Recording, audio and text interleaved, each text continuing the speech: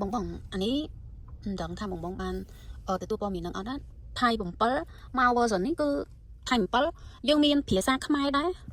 មិនមែនមានតែភាសាចិនឬក៏ភាសាអង់គ្លេសឬក៏អីទេវាមានលើភាសាហ្នឹងប៉ុន្តែភាសាដែលបងបងសួររកចង់បានណាគឺយើងមានចឹងនេះតើតើមួយភាសាចឹងភាសាមានច្រើនណាភាសាឡាននេះមានចិនអក្សរពេញមានចិនអក្សរកាត់មានអេស្ប៉ាញភាសាប៉ូទុយហ្គាល់ប៉េស៊ីជប៉ុនបារាំងអាល្លឺម៉ង់អ៊ីតាលីភាសាអារ៉ាប់ហូឡង់ភាសាអ្នកជិតខាងភាសាស៊ុយអែតណូវេសហ្វ្រាំងឡង់ដាណឺម៉ាក់ហ្សឺប្រូសូស៊ីទូគីហុងហ្គ្រីឥណ្ឌូនេស៊ីម៉ាឡេអីចឹងបារាំងកាណាដាអូស្ត្រាលីប៉ុន្តែនេះភាសាដែលបងបងសួររកគាត់ថាក៏មកទិញ CLN file CL file បើថាវាមានភាសាខ្មែរល្អឥឡូវថៃ7មកជាមួយភាសាខ្មែរណាបងអញ្ចឹងបងចង់ចូលចង់ដូរភាសាដូរបានតាឥឡូវខ្ញុំសុំត្រឡប់ទៅភាសាដើមវិញណានេះអញ្ចឹងបងចូលមកកាន់នេះ app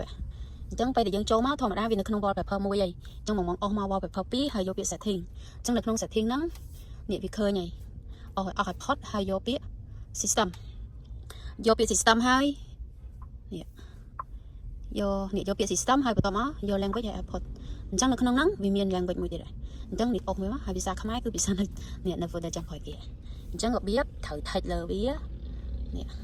text លើវាទៅដូរភាសាបានហើយអញ្ចឹងរបៀបដូរអញ្ចឹងបងចង់ប្រើភាសាណាភាសា